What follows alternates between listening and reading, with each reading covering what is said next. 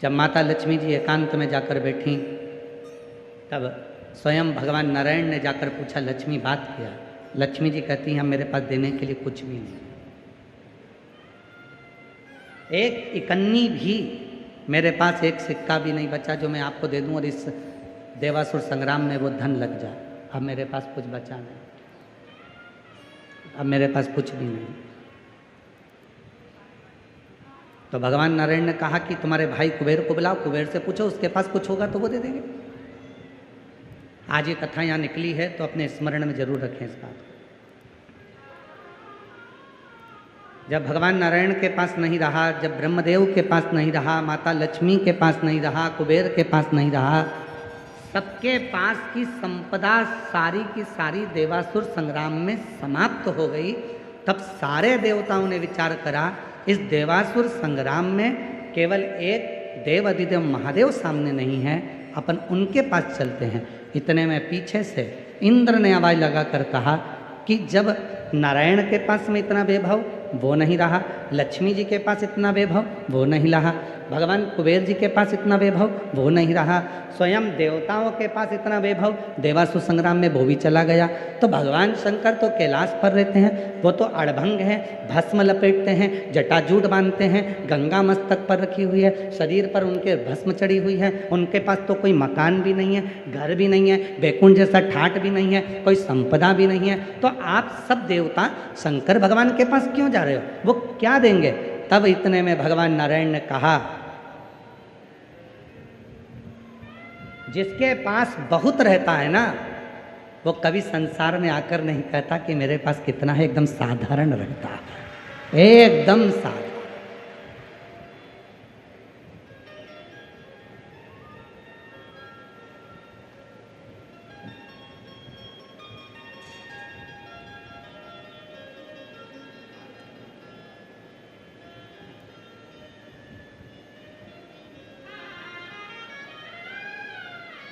कल एक किसी ने एक वीडियो, सिरूर की एक वीडियो डाली है किसी ने, कोई यूट्यूबर होगा जिसने डाली हो, अगर वो बैठा हो यूट्यूबर तो हम उसको बुलाएंगे, उसको भी हम सम्मान करेंगे। उसने एक वीडियो डाली, वो वीडियो पर नीचे बहुत सारे लोगों ने अपना अपना भाव लिखा। सिरूर की वीडियो है।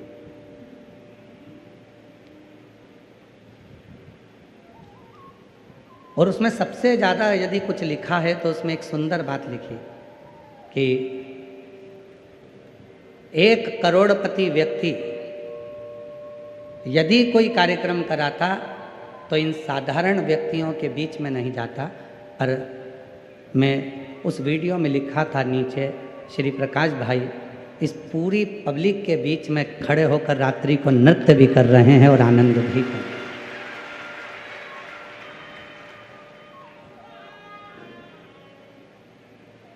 श्री प्रकाश भाई रसिकलाल जी धाड़ीवाल जी के लिए उसमें लिखा, जिसने वो वीडियो डाली हो अगर वो कहीं बैठा हो यूट्यूबर तो आ सकता है, अगर वो यूट्यूबर कहीं बैठा हो जिसने भी, एक सहजता का विषय, जिसके पास वैभव की कमी नहीं है, धन की कमी नहीं है, संपदा की कमी नहीं है, एक जरा सा दुकान वाला व्यक्ति, उसकी दुकान चलते चलते खूब जोरदार चलने लगती है तो उसके अंदर अहंकार आ जाता है, मैं और यहाँ बैठूंगा, मैं और यहाँ जमीन पे बैठूंगा, मैं और इतनी दूर कथा सुनने जाऊंगा, मैं और ऐसा करूंगा, मैं और भंडारे में भोजन करूंगा। जरा सा धन आता है और व्यक्ति के अंदर अहंकार आ जाता है। और 1 करोड़पति व्यक्ति भी जिसके पास में कई फैक्ट्रियां हो, धन हो, वैभव हो, और उसके बाद भी वो तुम्हारे पास में, तुम्हारे साथ में रात को कीर्तन कर रहा हो, भजन कर रहा हो, स्मरण कर रहा हो, तो जीवन का एक सुख हमको प्राप्त होगा, एक आनंद प्राप्त होगा। ये कथा के मध्य में ये सीख सीखने को मिलती है। जिस पेड़ में ज्यादा फल लग जाते हैं वो पेड़ हमेशा झुकता है, और जिस पेड़ में फल कम लगते हैं, 2-4 फल लगते हैं तो भी ऐसा ऐसा हवा में डोलता रहता है। 2-4 प्लाट ले लिए, 1-2 दुकान हो गई, इसके बाद तो ऐसा डोले कि मेरे बराबर कोई नहीं। और जिस वृक्ष में ढेर सारे फल हैं वो एकदम नम्रता के साथ झुक कर चलता है, अपनी जिंदगी को सार्थक बनाकर चलता है, धन से नहीं है।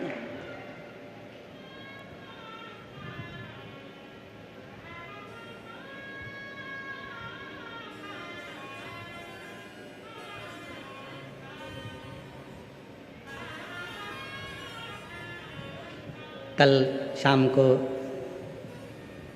श्री प्रकाश जी की धर्मपत्नी जी दीना भाभी जी मिलने के लिए आई। आदित्य बाबू भी आए, जमाई साहब भी आए, बेटी भी आई, एक उनके परिवार के पुत्र भी आए।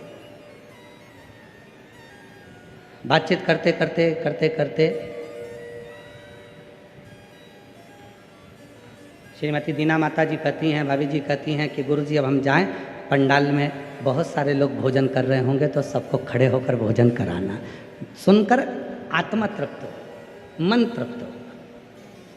एक समर्पण का भाव किसको कहते हैं? तो भगवान, इस संवाद को शिरूर वालों के दिमाग में होना चाहिए कि लक्ष्मी के पास भी लक्ष्मी चली गई थी, कुबेर के पास भी लक्ष्मी चली गई थी, धन संपदा किसी के पास नहीं बची। भगवान नारायण के पास भी नहीं रही, ब्रह्मा जी के पास भी नहीं रही, इंद्र के पास भी नहीं रही, गरुण वरुण सारे देवता जब देवासुर संग्राम में सब कुछ हार चुके थे, समाप्त हो गया था, युद्ध लगातार चल रहा था और वो देवासुर संग्राम में कुछ नहीं बचा, तब आखिरी में किसी ने कहा कि एक बार शिव जी के पास चलते हैं। तो इंद्र ने पीछे से कहा शिव जी के पास क्यों? उनके पास तो भस्म है, राख है, जटाजूट है और मृगछाला है, गंगा की धारा है और कुछ भी नहीं है, बेलपत्र पड़ी रहती है, वो भी सूख चुकी होगी, वो क्या देंगे अपने को? तो इतने में भगवान विष्णु कहते हैं जिसके पास बहुत होता है वो कभी दिखावा नहीं करता, वो आनंद के साथ मस्त होकर नम्रता के साथ बिना दिखावे की जिंदगी को जीना पसंद करता है।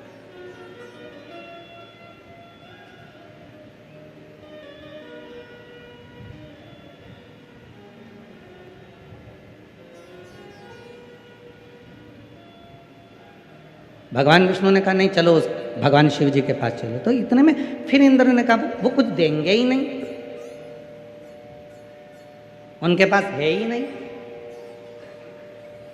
सभी लोग कहते थे कोरोना काल में, जब कोरोना काल में नहीं, नोटबंदी के समय पर जब नोटबंदी हुई तो सब कहते थे हमारी माता जी के पास तो कुछ भी नहीं है, मेरी जीजी के पास तो कुछ भी नहीं है, जितना तो तुम्हारी दुकान में नहीं निकला उतना जीजी के चावल के डब्बे में निकल गया,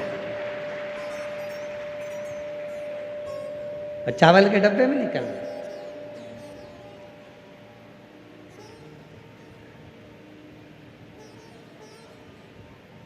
तुम्हारे नोट तो फ्रेश निकले, उसके तो कीड़े खा गए।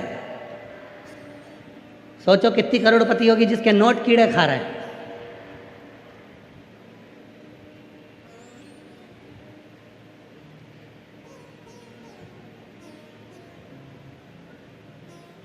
दिखता है कुछ नहीं है, और ऐसे ही रहना चाहिए। भगवान खूब दे देना तो भी किसी के सामने बताना नहीं कि खूब दिया, नम्रता रखना, जनमानस में प्रेम परोसते रहना, ये जीवन का सुख है, ये जीवन का आनंद। नम्रता दी श्रेष्ठ संस्कार का लक्षण ही है।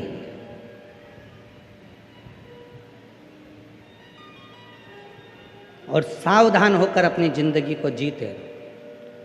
अब देखिए भगवान विष्णु मुख से कह रहे हैं कि शंकर जी हमको दे सकते हैं, और इंद्रदेव कह रहे हैं नहीं दे सकते हैं। देवता है ना, इंद्रदेव भी देवता है ना, देवता को तो देवता का साथ देना चाहिए कि नहीं नहीं शंकर भगवान सब दे सकते हैं।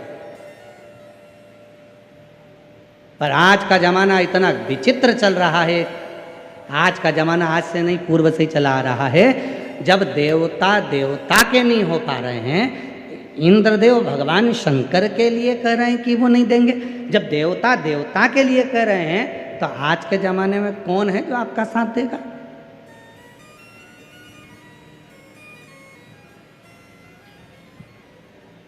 इसलिए थोड़ा सावधान होकर जिंदगी जीना। अपने ही दांत अपनी ही जीवान को काट देते हैं। दांत भी अपने हैं और जीवान भी अपनी है। कभी कभी अपनी जीवान को अपने ही दांत काट देते हैं, उसी तरह कभी कभी अपना बनकर अपनों को ही अपने निपटाने का सोचने लगते हैं। कोई दूसरा नहीं है। आक्षेप लगाने वाले भी अपने हैं, अपशब्द बोलने वाले भी अपने हैं, ताना देने वाले भी अपने हैं, गाली देने वाले भी अपने हैं, आड़ा टेढ़ा बोलने वाले भी अपने हैं, कोई दूसरा नहीं होगा।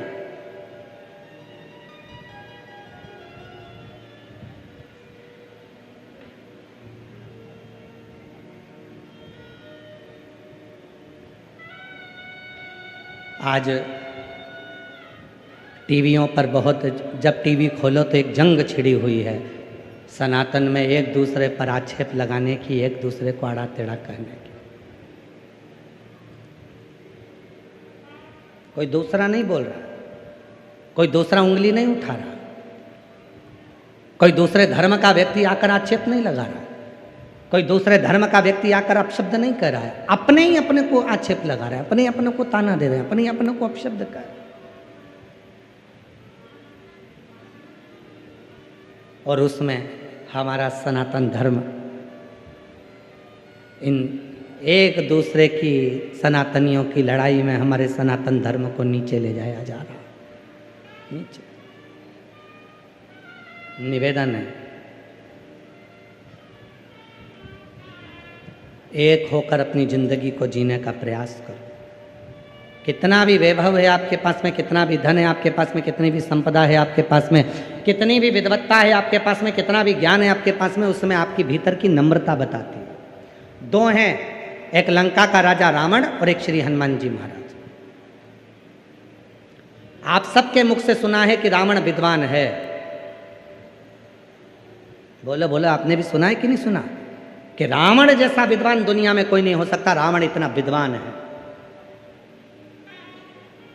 और तुलसीदास बाबा ने हनुमान जी के लिए लिखा, विद्यावान गुणी अति चातुर, राम काज करिबे को आतुर, प्रभु चरित्र सुनिबे को रसिया, राम लखन सीता मन बसिया। विद्यावान गुणी अति चातुर, दो हैं, रावण भी विद्वान है, हनुमान जी महाराज भी विद्वान है। पर इसमें दोनों की विद्वत्ता में श्रेष्ठ विद्वत्ता किसकी कही तो कहा विद्यावान गुणी अति चातुर। शिव महापुराण की कथा कहती है कि रावण विद्वान था, पर रावण विद्वान के साथ विद्यावान नहीं था। विद्यावान किसको कहते हैं कि बहुत सारा ज्ञान आपके अंदर आ जाए, बहुत सारा वैभव आपको मिल जाए, बहुत सारी संपदा आपको मिल जाए और आपकी जिंदगी में आप एकदम नम्र बन जाएं, छोटे बन जाएं, तो समझ लेना कि आप विद्यावान गुणी अति चातुर। तो समझना कि आप विद्यावान हो गए, तो समझना कि आपके पास में संपदा हो गई, तो समझना कि आपके पास में वैभव हो गया।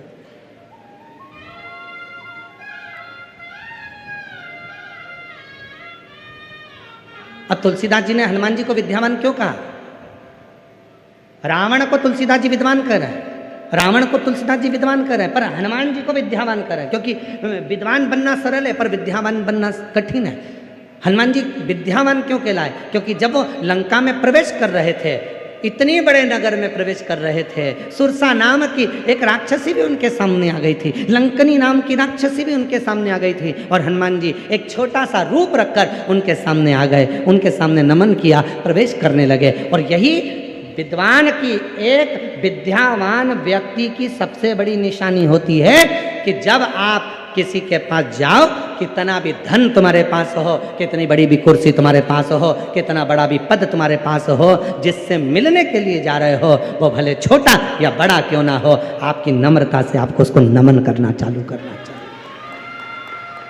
ये विद्यावान गुणी अति चातुर, राम काज करिबे को आतुर, प्रभु चरित सुनिबे को रसिया, राम लखन सीता मन बसिया, सूक्ष्म रूप धरि सिया दिखावा, विकट रूप धरि लंक जरा, भीम रूप धरि असुर संहारे, रामचंद्र जी के काज सवारे। हनुमान जी विद्यावान।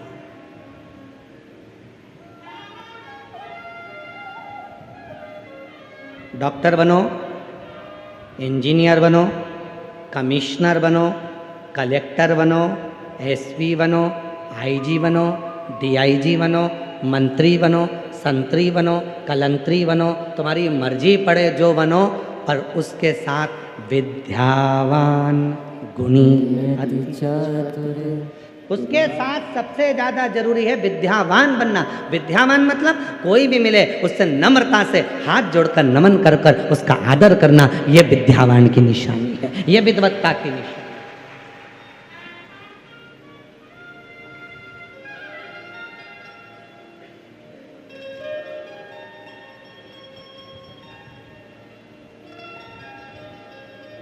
पढ़ी लिखी लड़की आती है शादी कर कर बहू बनकर, सास से पूछती है कितनी पढ़ी हो मम्मी तुम? सास कहती है बेटा मेरे समय पर तो मैं केवल 10th क्लास तक पढ़ी हूँ। 10वीं? बस बस 10वीं? हाँ। और मैं MBA। अब बहू के मन में आता है कि ये 10वीं फेल, मुझे क्या सिखाएगी, मैं इसको सिखाऊं। फिर सास ने कहा बेटा मैंने सुना है तुझे सब कुछ बनाना आता है, आइसक्रीम बना सकती है? हाँ मम्मी, अभी लाई बना के गई। अटैची खोली, अटैची में से बुक निकाली, रेसिपी बुक। 2 किलो दूध धीमी आंच में हिलाओ, बेकिंग पाउडर डालो, फिर हिलाओ, थोड़ा ड्राई फ्रूट्स डालो, फिर हिलाओ, थोड़ा शक्कर डाल के फिर हिलाओ, 1 घंटा फ्रिज में रखो, बुक बंद। 3 घंटे के बाद में सास ने फ्रिज खोला, बहू को आवाज लगाया बेटा, ओ बेटा। बेटा बोली हाँ मम्मी। ये फ्रिज में घंटा किसने रखा? मम्मी मैंने। क्यों? रेसिपी बुक में लिखा था 1 घंटा फ्रिज में रखो।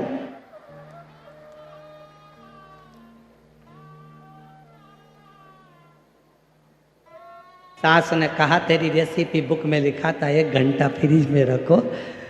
वो लिखना भूल गया कि जो तूने घोल बनाया है उसको 1 घंटा फ्रिज में रख। तू मंदिर का घंटा फ्रिज में रखिए, मंदिर का घंटा।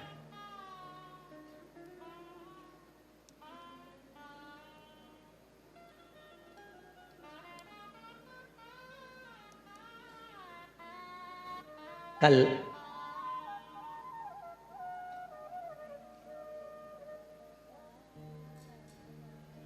प्रकाश भाई जी धाड़ीवाल जी की धर्मपत्नी श्रीमती दीना माता जी कह रही थी कि गुरु जी मैंने अपने बच्चों से कहा कि पढ़ाई में परसेंटेज थोड़ा सा कम आएगा तो चल जाएगा, पर संस्कारों का परसेंटेज कम नहीं होना चाहिए। संस्कारों का परसेंटेज कम नहीं होना चाहिए। नम्रता, विनम्रता जो हमारे दादाजी ने हमको दी है, जो हमारे ससुर ने हमको दी है, जो नम्रता विनम्रता तुम्हारे पिताजी को मिली है दादाजी से, उनके दादाजी ने उनको दी, उनके पिताजी ने उनको दी, वैसी ही विनम्रता नम्रता अपने बच्चों से मैं कहती हूं कि तुम में भी होना चाहिए। संस्कारों की कमी क्यों हो रही है?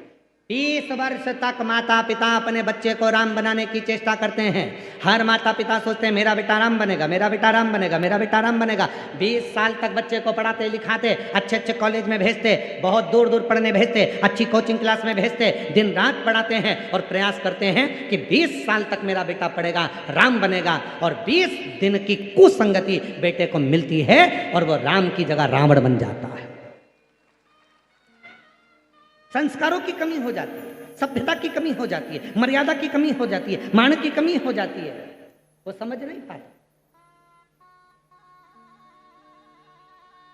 सास 10वीं फेल है, बहू MBA BA CA सब कुछ पढ़ी हुई है, फिर भी बहू को सोचना चाहिए कि मैंने किताब की पढ़ाई करी है और मेरी इस सास ने ठोकर खा खा कर अपनी पूरी परिस्थिति को देखकर वो पढ़ाई करी है जो जिंदगी में कोई नहीं कर सकता, इसलिए मेरी उम्र से ज़्यादा मेरी सास की उम्र है।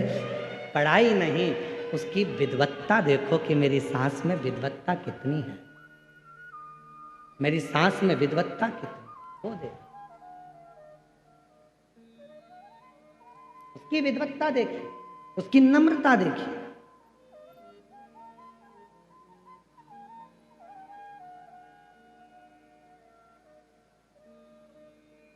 शिव है भी ऐसे, जिसकी प्रतिमा इतनी सुंदर वो कितना सुंदर होगा, वो कितना सुंदर होगा। नाम है तेरा तारणहार, कब तेरा दर्शन होगा। जिनकी प्रतिमा इतनी सुंदर वो कितना सुंदर होगा, वो कितना सुंदर होगा। आप भी बोलो जरा एक बार दिल से बोलो, नाम है तेरा तारणहार, कब तेरा दर्शन होगा। सिरूर की जीजियों आवाज नहीं आ रही है, जीजाओं आवाज नहीं आ रही है, बेटी बेटा बुजुर्ग सब आवाज आना चाहिए। नाम है तेरा तारणहार, कब तेरा दर्शन होगा।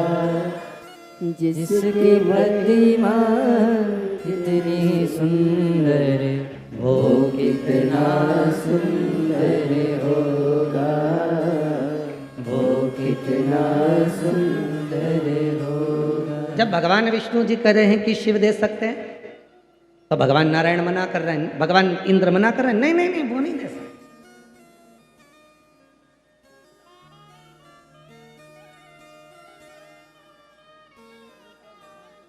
सच्चे व्यक्ति के पक्ष में कम लोग खड़े होते हैं और झूठे व्यक्ति के पक्ष में दुनिया खड़ी हो जाती है। ये जिंदगी का बहुत बड़ा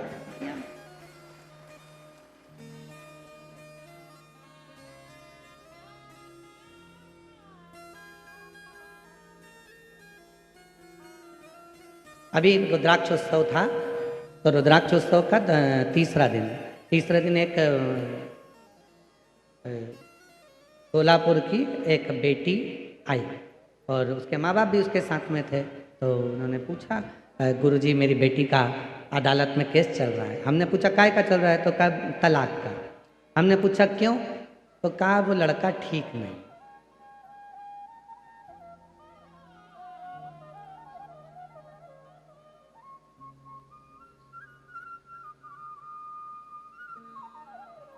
क्या गलती है उसमें?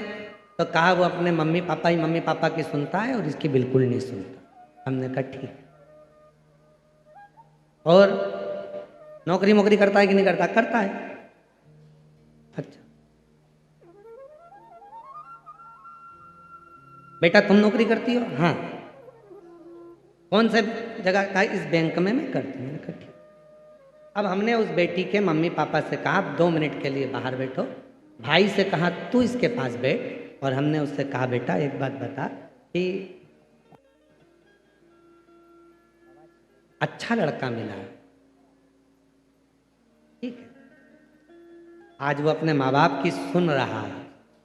जिस दिन तेरे घर में बच्चा होगा और तेरा बच्चा बड़ा होगा, जब तेरे पिताजी के संस्कार उस बच्चे के पिता के संस्कार उसमें आएंगे, तो एक दिन ऐसा आएगा कि वो तुम्हारा बेटा भी तुम दोनों की सुनेगा।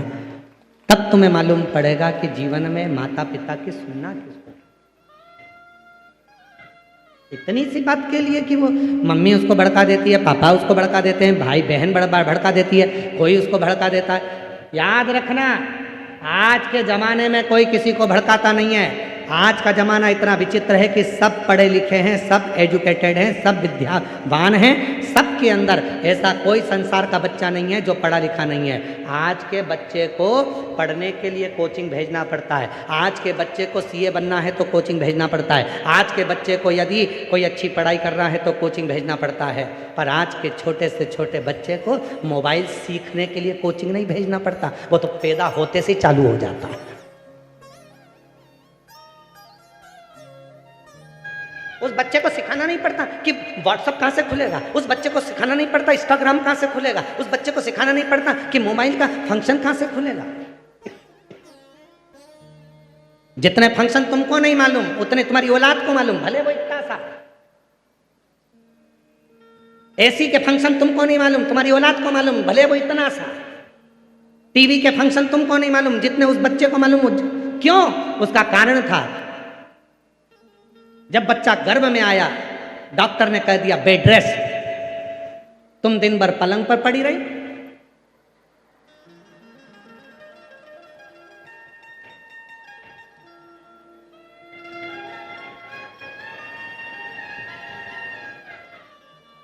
पूरे बेड रेस्ट के टाइम पर तुमने मोबाइल के एक एक फंक्शन को चलाना सीख लिया। एक एक फंक्शन तुम बाहर चला रही थी, अंदर बैठा वो चला रहा था।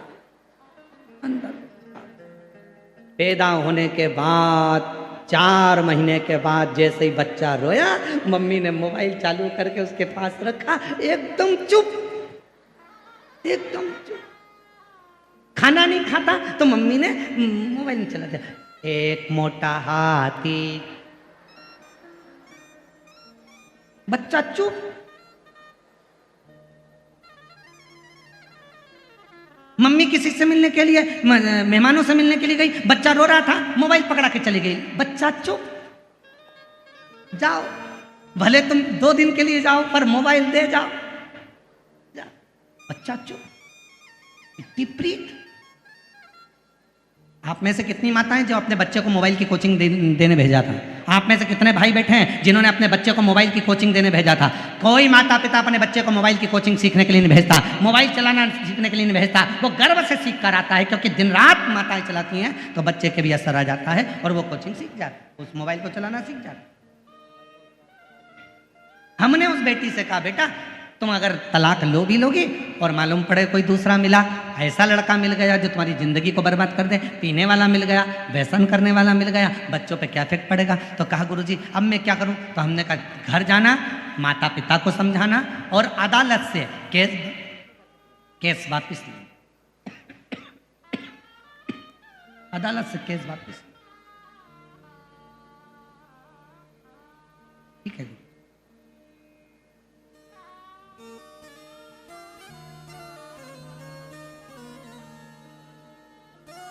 हमें प्रसन्नता इस बात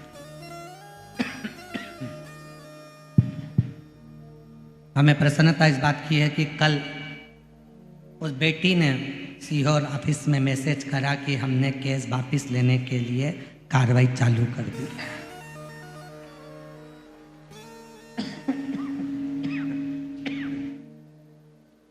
प्रसन्नता इस बात।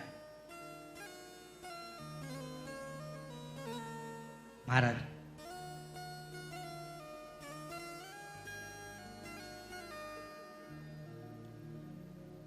शिव भोले हैं, शिव नर्म है, शिव के पास में दिखावा नहीं, शिव के पास में दिखावा नहीं है। भोले हैं, नम्र हैं, उनके पास में दिखावा कोई काम। इंद्र कह रहे हैं क्या वो देंगे? क्यों नहीं देंगे? दे सकते हैं आप उनके पास।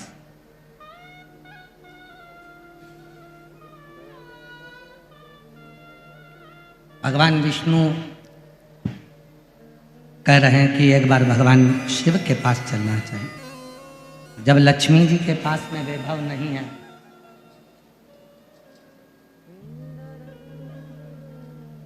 कुबेर जी के पास में वैभव नहीं है,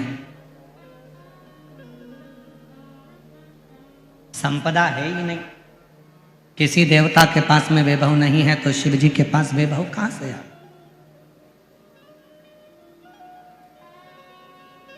शिव जी के पास वैभव कहां से? वैभव शंकर के पास वैभव। भगवान नारायण ने कहा कि कोई कोई ऐसा होता है उसके पास में कुछ नहीं होता, वो दिखता है उसके पास में कुछ भी नहीं, दिख रहा है कि उसके पास कुछ नहीं है पर उसके पास बहुत कुछ हो।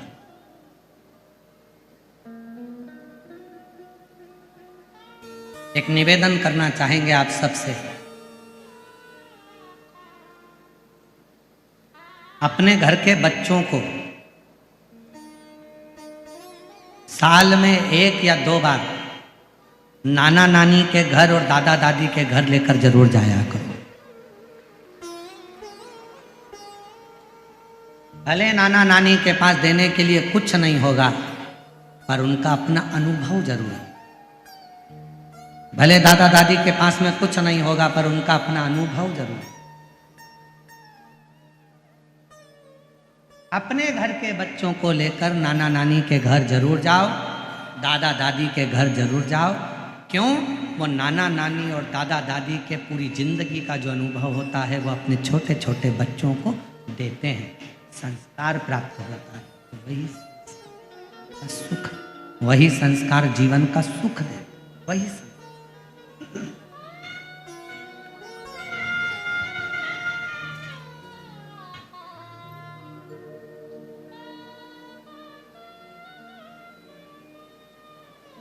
और मेरे बाबा दया करना, मैं तेरे भरोसे हूँ। मेरे बाबा दया करना, मैं तेरे भरोसे हूँ। ना घर के भरोसे हूँ, ना परिवार के भरोसे हूँ, ना घर के भरोसे हूँ, ना परिवार के भरोसे हूँ। मेरे बाबा दया करना, मैं तेरे भरोसे हूँ। भोले बाबा दया करना, मैं तेरे भरोसे हूँ। तो कहाँ? शिव के पास, शंकर जी, शिव के पास।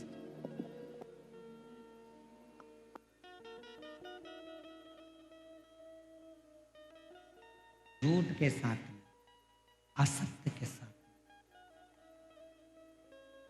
कपट के साथ में, बेईमानी के साथ में ढेरों लोग एकत्रित हो जाते, पर जहां सत्य होता है,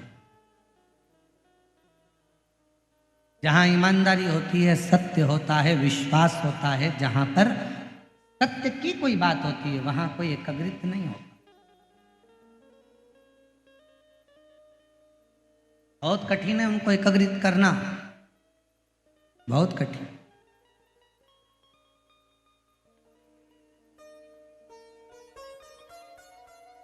कल एक किसी ने पत्र भेजा था, एक बहन जी ने, कि मेरे घर में 22 साल तक औलाद नहीं हुई।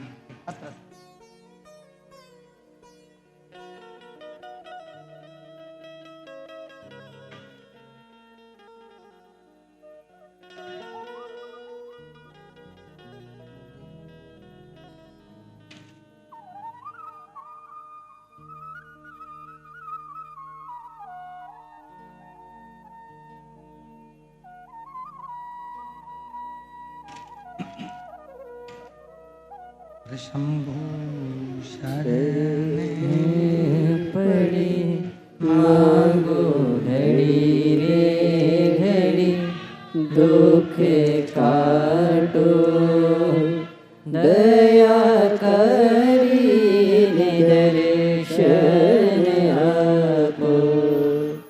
शंभु शरण पड़ी, मांगो घड़ी रे घड़ी, दुख काटो, दया करीने दर्शन आपो। शंभु शरण पड़ी, मांगो घड़ी रे घड़ी, दुख काटो। सुरेश रेवारी, गांव बुहाना राजस्थान से आए हैं। कहीं बैठे हों तो हाथ हिला सकते हैं। अगर कहीं बैठे हों तो हाथ हिला सकते हैं। सुरेश रेवारी, गांव बुहाना राजस्थान से हैं। मोबाइल नंबर मेरा ये है। गुरुदेव, मैं पूना महाराष्ट्र में सर्विस करता हूँ। मेरी धर्मपत्नी मंजू रेवारी, मोबाइल नंबर ये है। गुरुदेव, मेरी शादी को 22 साल हो गए। मेरे कोई बच्चे नहीं थे। मैंने बहुत इलाज करवाया, 3 बार IVF भी करवाया, लेकिन कोई फर्क नहीं पड़ा। फिर मैंने सब कुछ करना छोड़ दिया। फिर पूना में सांगवी में आपकी कथा 2023 साल में हम दोनों आपकी कथा पंडाल में बैठकर सुनी, और बाबा के पंडाल में बैठकर वहां की मिट्टी को मेरी पत्नी ने गर्भ से लगाया, पेट से लगाया, और बाबा की ऐसी कृपा हुई गुरुदेव, 2 महीने के बाद उसका गर्भ ठहर गया। साल 2024 को बाबा की कृपा से 22 साल के बाद में मेरे घर में लड़के ने जन्म लिया। मैं बाबा को यहाँ प्रणाम करने के लिए, मैं बाबा को यहाँ नमन करने के लिए, खींचना पड़ रहा है, साउंड थोड़ा अंदर का प्रेशर नहीं आ रहा है, आवाज पकड़ रहा है गला बार बार। 2023 में हमने कथा सुनी थी, और बाबा की कृपा से 2024 में मेरे घर में लड़के ने जन्म लिया। मैं बाबा को यहाँ प्रणाम करने के लिए। कितने वर्ष के बाद हुआ है? जम के बोलो जरा। 22 साल। 22 वर्ष के बाद ये योग लगा। कहीं बैठे हो तो आ सकते हैं और बेलपत्र ले सकते हैं। 22 वर्ष के बाद ऐसा योग, भरोसा किया शिव पर, विश्वास किया शिव पर। जब हम भगवान देवाधिदेव महादेव पर भरोसा करते हैं, विश्वास करते हैं,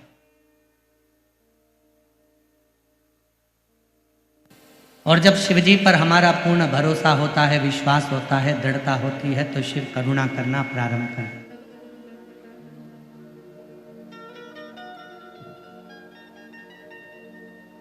ये लाखों की संख्या में आप लोग आए हो,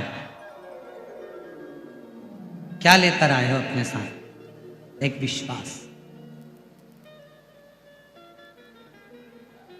एक भरोसा,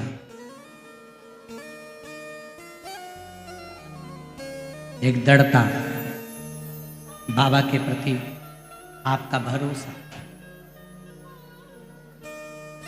शिव है। मैं कथा सुनूंगी बैठकर, बाबा से प्रार्थना करूंगी बैठकर, वहाँ की रज को, वहाँ की मिट्टी को अपने मस्तक पर चढ़ाऊंगी, और मेरा देव अधिदेव महादेव मेरी झोली खुशियों से भर देगा। ये विश्वास है, ये भरोसा है। एक पत्र और आया, अच्छा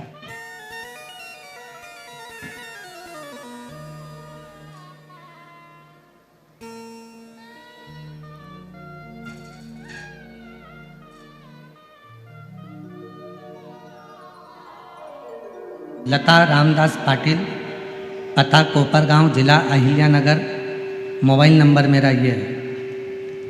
कहीं बैठे हों तो हाथ हिला सकते हैं। लता, पत्र LED पर चल रहा है, लता रामदास पाटिल, कहीं बैठे हों तो हाथ हिला सकते हैं। आप ही हैं? हाथ हिला तो दीदी एक बार। हाँ, हाथ हिला तो एक बार। लता रामदास पाटिल, पता कोपरगांव, जिला अहिल्यानगर, मोबाइल नंबर मेरा ये है। मैं लता पाटिल कोपरगांव की रहवासी हूँ। मेरा बेटा 2019 से सरकारी नौकरी के लिए प्रयास कर रहा है, लेकिन सफलता नहीं मिली। मैं 2022 से टीवी पर पहली बार आपकी कथा सुनी, और जैसे बताए वैसे पूजा करना शुरू किया। मेरे साथ मेरा बेटा भी मंदिर जाने लगा। मैंने और मेरे बेटे ने पशुपतिनाथ का व्रत किया। आप जैसे कहते हैं वैसा ही पूजा करती। आपको क्या बताऊं गुरुदेव, बेटे से कहा कि बस तू एक काम कर, अपनी मेहनत कर, परिश्रम कर, और शिव जी पर भरोसा रख। गुरुदेव 2024 में बाबा की कृपा से आप कहते हैं कि बाबा हाथ पकड़ता है, बिल्कुल पकड़ता है गुरुदेव। और बाबा की कृपा से 4 जगह पर मेरे बेटे ने सरकारी नौकरी के लिए अप्लाई किया और बाबा ने ऐसी कृपा करी कि 4 सरकारी नौकरी में सिलेक्ट हुआ। बाबा की ऐसी कृपा। आज मैं बाबा को प्रणाम करने के लिए आती हूँ। मेरे बेटे ने एक नौकरी चुनी और बाबा की कृपा से आज वो ऑफिसर बनकर बैठा है। मैं बाबा को यहाँ नमन करने के लिए आई हूँ। कहीं बैठी हूँ तो आ सकती हैं। लता रामदास पाटिल, पता कोपरगांव, जिला अहिल्यानगर, मोबाइल नंबर ये। एक शिव पर, भगवान शंकर पर करा हुआ भरोसा दृढ़ हो तो शिव सुनता।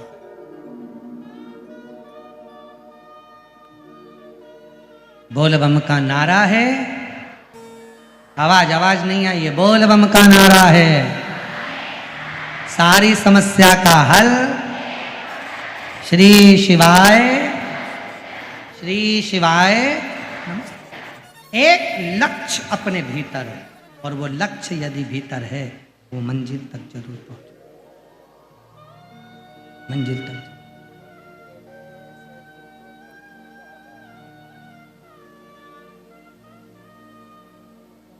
शिव कथा कह रही है, भगवान शंकर का चरित्र कह रहा, शिव महापुराण की कथा कह रही है।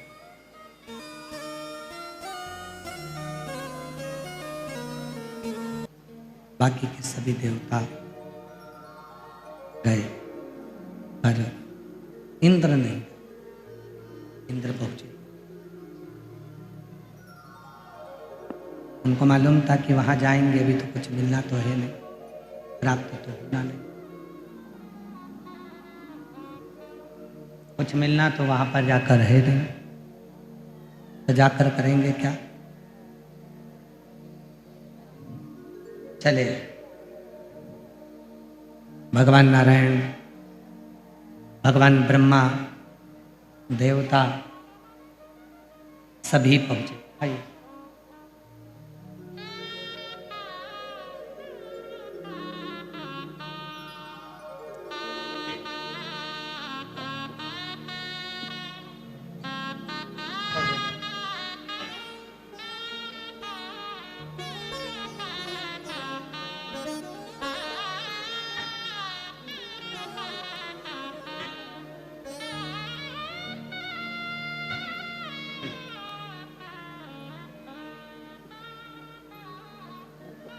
शिव कथा कह रहे, भगवान शंकर का चरित्र कह रहे, महापुराण की कथा वर्णन कर रहे,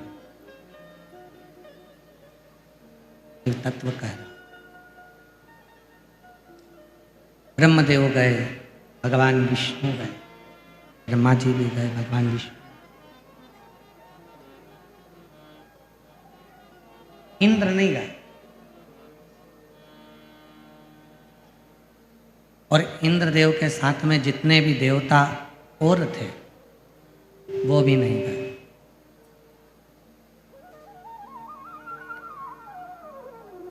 इंद्रदेव के साथ में और जितने भी देवता थे वो भी नहीं। पहुंच गए भगवान ब्रह्मदेव, भगवान विष्णु। शिवजी नेत्र बनकर मौन, एकदम शांत बैठे हुए।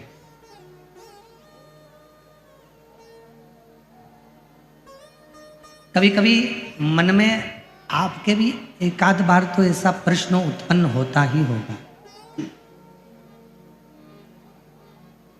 आपके भी मन में कभी कभी एक आध बार ऐसा प्रश्न तो आता ही होगा कि शिवजी के गले में पड़ा हुआ सर्प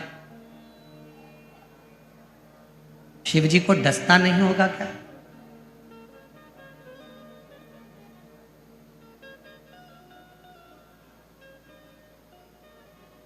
भाई सर्प का तो नियम है कि उसको अपना विष उगलना है।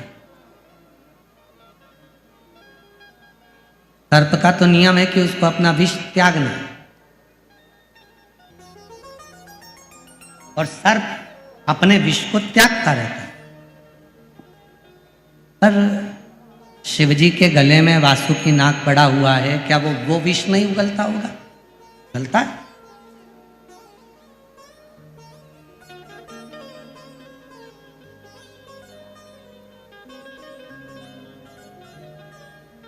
शिव महापुराण की कथा कहती है, भगवान शंकर का चरित्र कहता है कि हे देवी, वासुकी नाग मेरे पास में है, दुनिया का सबसे ज्यादा हलाहल विष भी मेरे कंठ में है, फिर भी संसार का कोई जीव जब मेरी शरणागति ग्रहण करता है तो उसके भीतर के विष को भी मैं धारण कर लेता हूं और उसको सुख देना प्रारंभ कर देता हूं।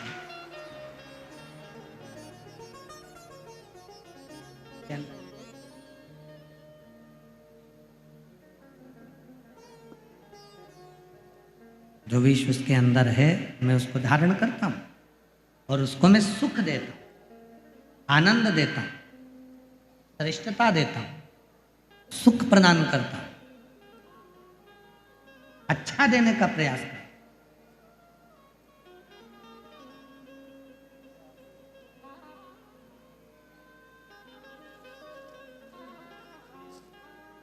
बैठे थे भगवान शंकर, नेत्र बंद थे शिव जी के, और नेत्र बंद कर कर विराजमान थे भगवान शंकर विराजे हुए, अपने नेत्र बंद है, साधना में डूबे हुए हैं, भजन में डूबे हुए हैं, स्मरण में डूबे हुए, साधना में डूबे हुए।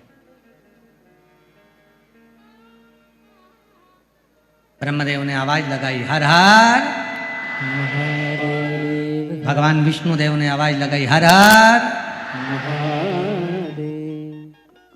ब्रह्मदेव ने 3 बार ताली बजाई, भगवान नारायण ने 3 बार ताली बजाई, इसलिए आज भी भगवान शंकर के मंदिर में 3 ताली का नाद होता है।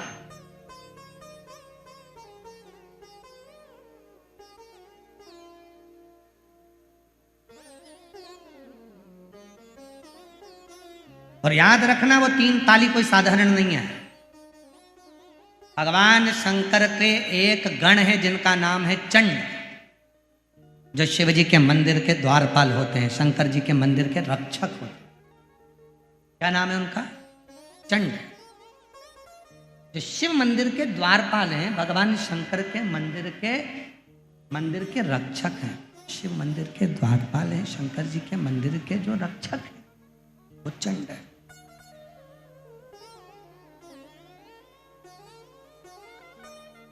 जब हम शिव मंदिर में जाते हैं, भगवान शंकर के मंदिर में जाकर जब हम 3 ताली का नाद करते हैं तो वो चंड आपके हाथों को खाली देखता है। जब ताली कब बजा सकते हो? जब दोनों हाथ, अगर हाथ में कोई वस्तु रखी है तो आप ताली ना बजा पाओगे, फिर वो केवल किताब को आप पटक सकते हो, बर्तन को आप लगा, पर ताली का नाद कब होगा? जब आपके दोनों हाथ खाली। तो जब हम भगवान देवाधिदेव महादेव के मंदिर में जाकर 3 बार ताली का नाद करते हैं तो वो चंड भगवान शंकर से जाकर कहता है इसके पास कुछ भी नहीं है, खाली हाथ आया है, इसलिए इसको सब कुछ देकर भेजेगा, सब कुछ देकर।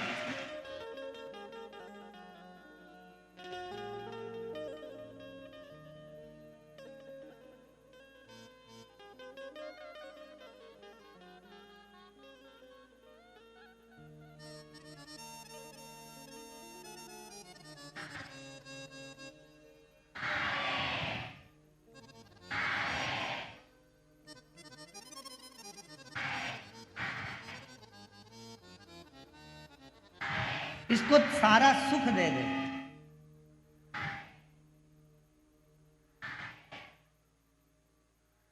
तीन ताली का जो भाव वर्णन किया गया, 3 ताली, ये खाली हाथ आया है, इसके पास कुछ नहीं पर सब कुछ।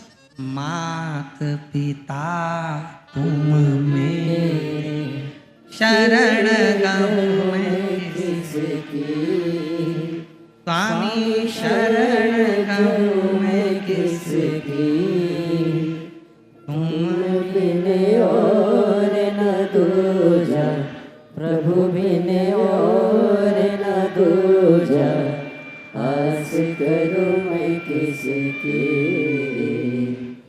ओम जय शिवा ओंकारा। खाली हाथ आया है, कुछ नहीं है इसके पास में, आपको नहीं। और भगवान ब्रह्मा और भगवान विष्णु और 33 कोटि देवता शंकर जी के सामने जाकर खड़े हो गए, 3 बार ताली का नाद करा। इंद्र कह रहा है, इंद्र पीछे खड़े हैं।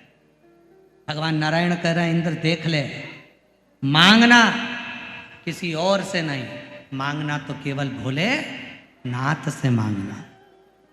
नहीं दे तो भी मांगना, फिर मांगना, फिर मांगना। किसी की सामर्थ्यता नहीं है जो पृथ्वी पर रहने वाले व्यक्ति को कोई कुछ दे दे। केवल एक में सामर्थ्यता है, वो देव अधिदेव महादेव जो सबको देता है, वो तुम्हें भी। पीछा मत छोड़ना। एक पत्र है, पीछा नहीं छोड़ने का भी पत्र है। एक पत्र है जिसमें उसने लिखा, पीछा नहीं छोड़ा।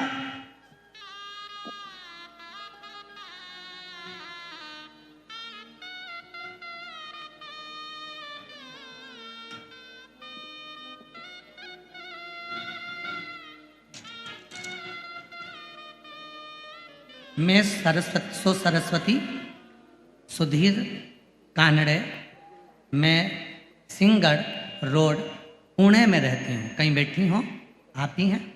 ऐसा हाथ हिला दो एक बार, ठीक है। वापिस हाथ हिलाओ। हाँ जी, आ जाइए। पुणे में रहती हूँ। सबसे पहले मैं श्री प्रकाश जी धारीवाल परिवार को खूब खूब अभिनंदन करती हूँ। उन्होंने हमें सब बहनों को इतने अच्छे से कथा सुनने का मौका दिया। और गुरुदेव, इधर बहुत अच्छा खाना और पीना का पानी, अच्छी सुविधाएं हम लोगों को मिली है। हम पुनः धारीवाल परिवार को खूब खूब आशीर्वाद देते हैं। खूब सुखी रहें, खुश रहें। गुरुजी, आपने शिव जी से जोड़ा है। मेरी एक पंडाल की कथा नहीं, 5 पंडाल तक मैंने महादेव का पीछा नहीं छोड़ा। आप कहते हो मांगो तो उसी से मांगो, देगा। गुरुदेव, मेरा बेटा 10 साल का है, उसको जन्म से फिट की बीमारी है, मिर्गी के दौरे आते हैं, वो ठीक नहीं हुआ 10 साल तक। मेरे को किसी ने कहा दवाइयाँ ले रहे हो, एक बार सीहोर वाला बाबा कथा कहता है, उसके पंडाल में जाकर कथा सुनो। मैंने नियम बना लिया, जब तक मेरे बाबा मेरे बेटे की मिर्गी की बीमारी बंद नहीं करते तब तक छोड़ूंगी नहीं। और आज गुरुजी 5वां पंडाल शिरूर का पूर्ण हो रहा है। कारण यह है कि जब से मैंने कथा सुनना प्रारंभ करी, बाबा की कृपा से केवल 2 ही कथा हुई थी। और 1 साल पहले मैंने जब 2 कथा सुनी थी, तब से मेरे बेटे को मिर्गी के दौरे आना बंद हो गए थे। और बाबा की कृपा से आज मैं बाबा को मेरी 5 कथा पूरी कर रही हूँ। मेरे बेटे को 1 साल हो गया, कोई मिर्गी का दौरा नहीं आया, कोई फिट नहीं आई। बाबा को मैं नमन करने के लिए आई हूँ। एक पत्र और बड़ा सुंदर आया, देखिए, पीछा नहीं छोड़ने की कथा है। ये जितने पत्र पढ़ रहे हैं पीछा नहीं छोड़ने के। एक पत्र है, मैं सो काजल रोहित राठौर, जिला पुणे, तालुका, क्लोज कर, थोड़ा पास में दिखाओ तो ये लोग पढ़ लेंगे। जिला पुणे, तालुका शिक्रापुर, ठीक बोले? ठीक है। शिक्रापुर कासारी फाटा की रहने वाली हूँ। कहीं बैठी हूँ तो हाथ हिला सकती हैं। कासारी फाटा की रहने वाली हूँ, कहीं बैठी हूँ तो हाथ हिला सकते हैं। मैं सो काजल रोहित राठौर, जिला पुणे, तहसील शिक्रापुर, कासारी फाटा की रहने वाली हूँ। मेरा मोबाइल नंबर ये है। मेरा ससुराल महाराष्ट्र राज्य है, राज्य के नांदेड़ जिला, लेकिन हम मेरे पतिदेव की नौकरी की वजह से यहाँ रहते हैं। गुरुदेव, मेरी शादी को 5 साल हो चुके थे। जब डॉक्टरों का इलाज करवाया तो डॉक्टर ने मना कर दिया था कि तुम माँ नहीं बन सकती है। तब मन में विचार आया कि मैं करूँ क्या। हमने टेस्ट बेबी भी करवाया तो भी संतान का सुख नहीं आया। सारे इलाज करवा करवा के थक गए। तब आस्था चैनल पर आपकी कथा सुनने को मिली और तब मन में विश्वास जागृत हुआ कि एक बार पंडाल में कथा सुने। हम पति पत्नी दोनों पंडाल के अंदर बैठकर कथा सुनने के लिए आए और गुरुदेव बाबा से विनती करी। जब बाबा ने नहीं सुना, परवड़ी में कथा सुनी, दूसरी कथा हिंगोली में सुनी तो भी बाबा नहीं सुने, तीसरी कथा छत्रपति संभाजी नगर सुनी तो भी बाबा नहीं सुने। तब मैंने बाबा से कह दिया, अगर तू नहीं देगा तो तेरी कथा नहीं छोड़ूंगी, आती रहूंगी। और बाबा की ऐसी कृपा होगी गुरुदेव, कि चौथी कथा जब हुई तो मेरा गर्भ ठहर गया और बाबा की कृपा से आज 5वीं कथा में मैं अपने बेटे को लेकर आ गई। ये शिव की कृपा है, ये शंकर की उदाहरण। आज 5वीं कथा में मैं अपने पुत्र को लेकर आ गई। गुरुदेव 30/9/2024 को बाबा की कृपा से मेरे घर में प्रदोष के दिन, प्रदोष काल में बेटे ने जन्म लिया, जिसका नाम मैंने शिवांश रखा है। शिव की कृपा किसको, पीछा ना छोड़ना, मांगो उसी से मांगो, ना दे फिर मांगो। माँ सबसे ज्यादा खुश कब होती है? जब बेटा कहता है मम्मा आज दाल अच्छी बनी है, एक रोटी और देना, तब मम्मी खुश होती है।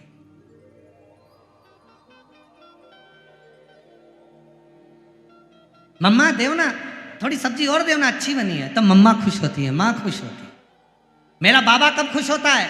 जब उसका बच्चा, उसकी बेटी, उसका बेटा, उसका पुत्र मंदिर में आकर एक लोटा जल चढ़ाकर झोली पसार करके बाबा देना, तब बाबा खुश होता है, मेरा बेटा है, मेरा पुत्र है।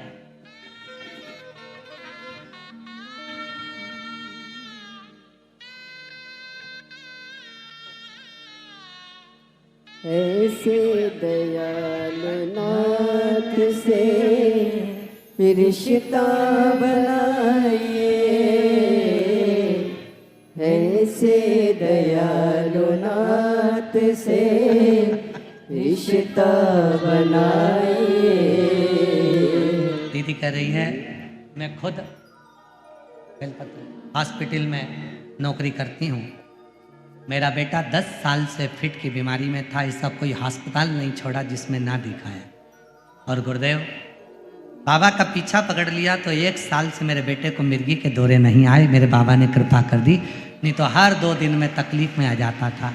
और अब तो ऐसी कृपा बाबा ने कर दी, जिस हॉस्पिटल में नौकरी करती हैं, मरीज ज़्यादा बीमार दिखता है तो उसके घर के लोगों को कह देती है कि 1 लोटा जल चढ़ाया, बाबा सुन लेगा और तेरे भी बच्चे को अच्छा कर।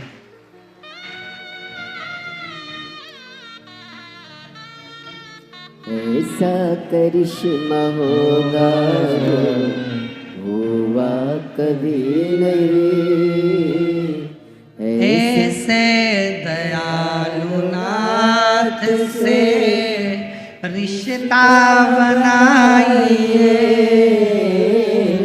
ओ मेरी शिरपुर की जीजियों, जीजाओं, बेटियों, बेटाओं, मेरे बुजुर्ग माँ बाप, सब बोलो साथ में, ऐसे दयालु नाथ से रिश्ता बनाइए, ऐसे दयालु नाथ से रिश्ता बनाइए, मिलता रहेगा आपको जो कुछ भी चाहिए, मिलता रहेगा आपको जो कुछ भी चाहिए, ऐसा करिश्मा होगा जो हुआ कभी नहीं, ऐसा करिश्मा होगा जो हुआ कभी नहीं। मांगा है भोलेनाथ से वरदान एक ही, मांगा है भोलेनाथ से वरदान एक ही, मांगा है भोलेनाथ से वरदान। डॉक्टर ने कहा था माँ नहीं बन सकती, टेस्ट बेबी भी करवाया, IVF करवाया, सब करवाया, संतान नहीं हुई। पीछा पकड़ लिया बाबा का, देना तुझे ही पड़ेगा। ऐसा करिश्मा होगा जो हुआ कभी नहीं, ऐसा करिश्मा होगा जो हुआ कभी नहीं।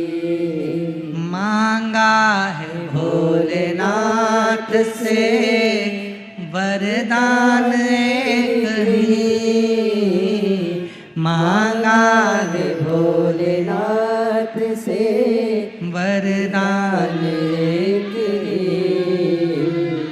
तेरी कृपा बनी रहे जब तक है जिंदगी, तेरी कृपा बनी रहे जब तक है जिंदगी। मांगो पिता से, मांगो।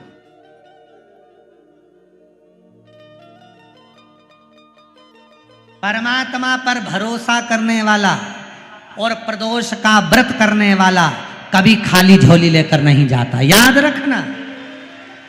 जिसने परमात्मा पर भरोसा करा है और जिसने प्रदोष का व्रत करा है, उसको शिवजी ने आज नहीं तो कल, कल नहीं तो परसों दिया जरूर।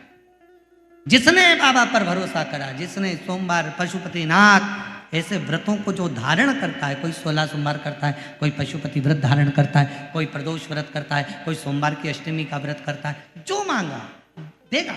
थोड़ा देर कर सकता है पर देने में पीछे नहीं है, देगा।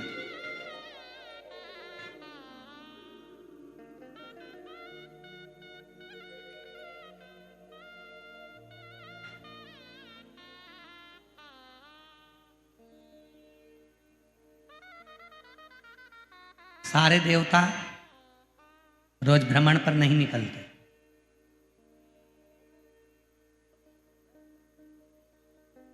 33 कोटि देवता में केवल एक देवता है, देवाधिदेव महादेव, जो प्रतिदिन प्रदोष काल में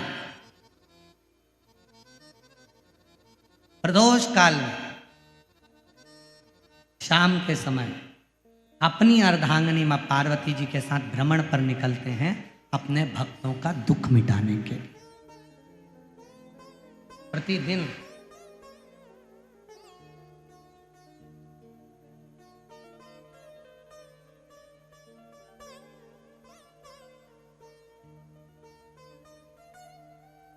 पहले दिन की कथा में श्री प्रकाश भाऊ जी की धर्मपत्नी श्रीमती दीना जी, प्रकाश जी, धारीवाल जी ने प्रश्न किया था उनके घर पर कि प्रदोष करना है। तो पहले तो मेरा निवेदन है कि प्रदोष को समझें कि प्रदोष का मतलब क्या। संसार का कोई मनुष्य कितने भी दोष कर ले, उसकी जिंदगी के सारे पाप उसने जितने भी करे हों, यदि प्रदोष का दिन है, जिस दिन प्रदोष है उस दिन यदि उसने व्रत धारण करा, केवल एक दिन ऐसा होता है प्रदोष का जिस दिन 33 कोटि देवता और 64 योगनियां भी भगवान शंकर के सामने अपने मन की बात कहने के लिए प्रदोष काल में खड़े होते हैं और शिवजी अपने हाथों से उनके दुख मिटाते मिटाते जाते हैं। वो प्रदोष का व्रत होता है। वो का विस्तार से तो वर्णन हम करेंगे बीच में, पर सारे दोषों को जो समाप्त कर, सारे दोष, सारी तकलीफ, तुम्हारी जिंदगी के जितने जितने तुम्हारे दोष हैं, इस जन्म के उस जन्म के,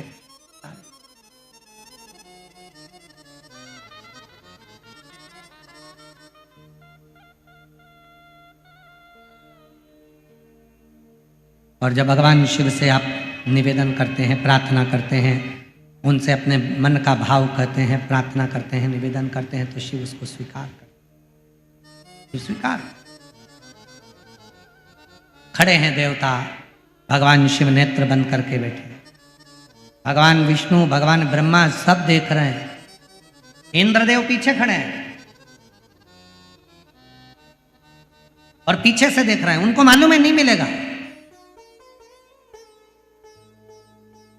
नहीं मिलेगा ही नहीं। पर तभी भगवान नारायण ने फिर जमकर हर हर महादेव कहा। ब्रह्मा जी फिर बोले हार हार,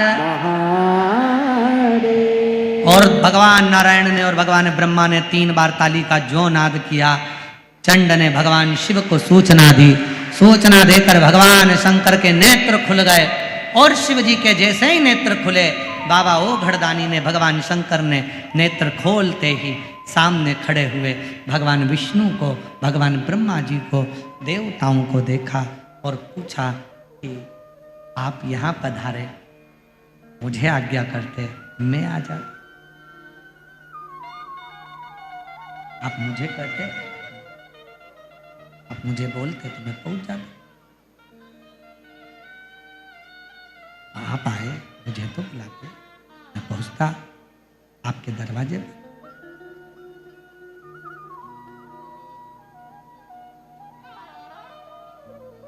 और देखो, सतयुग में, त्रेता युग में, द्वापर में और कलयुग में, इन सब में बड़ा अंतर है। सतयुग में, त्रेता में, द्वापर में भक्त को भगवान के दरवाजे जाना पड़ता था। केवल कलयुग एक ऐसा है, जिस कलयुग में आप भगवान को पुकारते हो तो भक्त को भगवान के पास जाना नहीं पड़ता, भगवान भक्त के पास दौड़ता रहा। और ये बात तुलसी बाबा ने भी अपनी रामचरितमानस में लिखा कि कलयुग केवल नाम आधारा और सुमर सुमर नर उतरहि। आप भजो, नाम का उच्चारण करिए, भगवान का करिए। जब भगवान के नाम का उच्चारण करोगे तो भगवान अपने करीब में आए। और नहीं तो वैसे तो कलयुग बहुत बदला है। ऐसे तो ये संसार कितना, वो एक लाइन है ना निखिलेश जी, बदल गया भोलेनाथ जमाना, बदल गया, बदल गया भोलेनाथ जमाना, बदल गया, बदल गया रे भोलेनाथ जमाना बदल गया। मात पिता की सेवा नहीं करते, मात पिता की सेवा नहीं करते, आज के बच्चे मात पिता की सेवा नहीं करते, मात पिता की सेवा नहीं करते। अरे हो गए बीवी के गुलाम जमाना बदल गया, हो गए बीवी के गुलाम जमाना बदल गया। अरे बदल गया रे भोलेनाथ जमाना बदल गया, बदल गया रे भोलेनाथ जमाना बदल गया। पहले की बहुएं पर्दा करती, पहले बहुएं बोलो बोलो बोलो, पर्दा करती, पहले की बहुएं पर्दा करती, पहले बहुएं पर्दा करती। आगे नहीं बोलूं तो अच्छा है।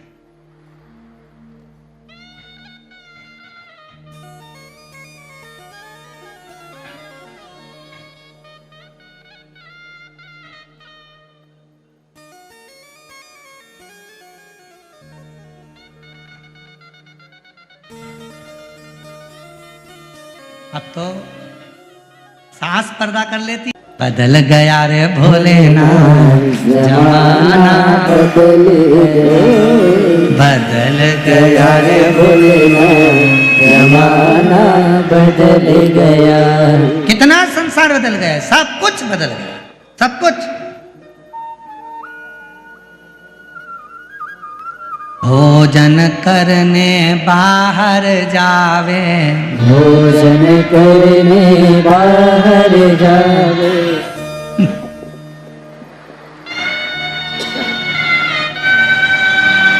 और शौचालय को घर में आवे, भोजन करने बाहर। कितना, अब तुम बोल दो, बदल गया रे भोले,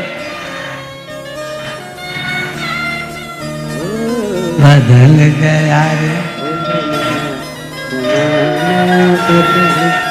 इतना जमाना बदल, अब क्या बदलना रह गया, सब कुछ बदल। तो यहाँ शिव कथा कर रही है पूर्व का समय। अब ये सब कुछ बदला अपनी जगह पर है, पर सतयुग में भक्त भगवान के पास जाते थे, त्रेता में भक्त भगवान के पास जाते थे, द्वापर में भक्त भगवान के पास जाते थे।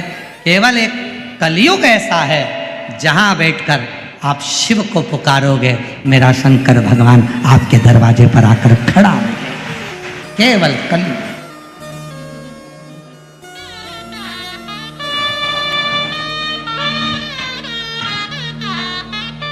केवल कलयुग। इसीलिए कहते हैं महाराज इसका स्मरण, कलयुग में शिव युग आया है, महादेव ये तेरा रचाया है।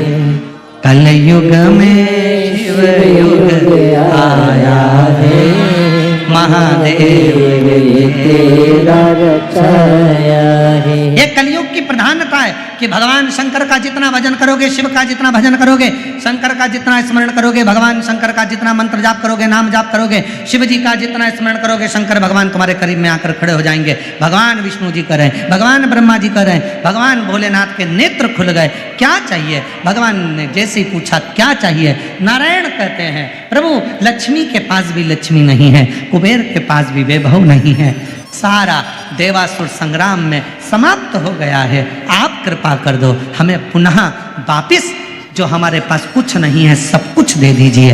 तब मेरे ओ घरदानी,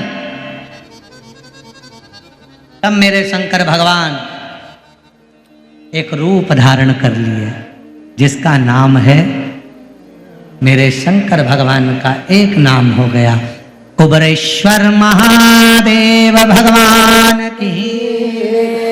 भगवान ने अभी तक 4 हाथ नहीं रखे थे, आज भगवान शिव ने 4 हाथ रख लिए। भगवान शंकर खड़े हो गए, अपने 2 हाथों से, एक से लक्ष्मी को लक्ष्मी दे रहे हैं और दूसरे से कुबेर को लक्ष्मी दे रहे हैं। बाकी के 2 हाथों से 33 कोटि देवताओं पर आशीर्वाद देते हुए कर रहे हैं। अब चिंता करने की जरूरत नहीं। देवासुर संग्राम चुटकी बजाते ही भोलेनाथ के समाप्त हो गया और देवताओं को वापिस अपना राज्य प्राप्त हो गया। शिव जी का नाम कुबरेश्वर महादेव की जय। यह है कुबरेश्वर महादेव की कथा।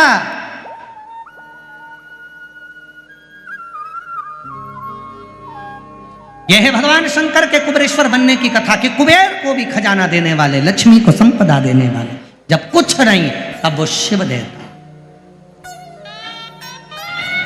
तब वो शंकर दे।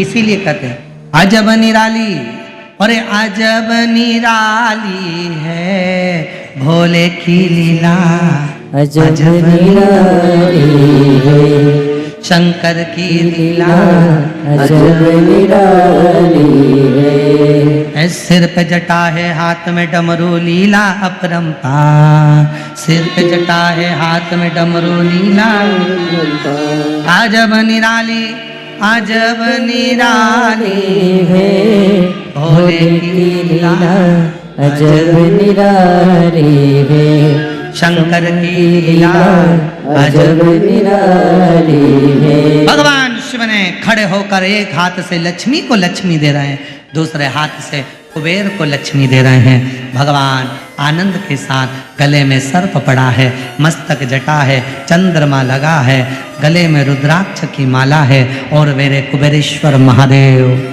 कुबेर का खजाना, लक्ष्मी का भंडार भर रहा है।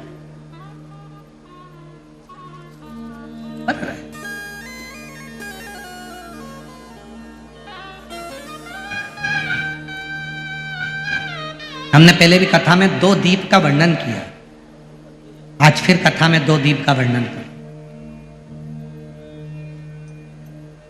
कितना भी दुख है, संपदा नहीं है, बहुत कष्ट का जीवन चल रहा है, बहुत तकलीफ का जीवन चल रहा है, 2 जगह पर दीप लगाना चालू कर दो। प्रदोष काल में, मतलब शाम का समय, सूरज ढलने का जब समय हो उस समय एक दीप बेलपत्र के वृक्ष के नीचे, दूसरा दीप भगवान शंकर के मंदिर पर। प्रदोष काल में जब ये 2 दीप लगना प्रारंभ हो जाते हैं तो भगवान अपने चारों हाथों से आपको संपदा देना प्रारंभ कर देते हैं। वो कुबरेश्वर महादेव बनकर धन वैभव देना प्रारंभ।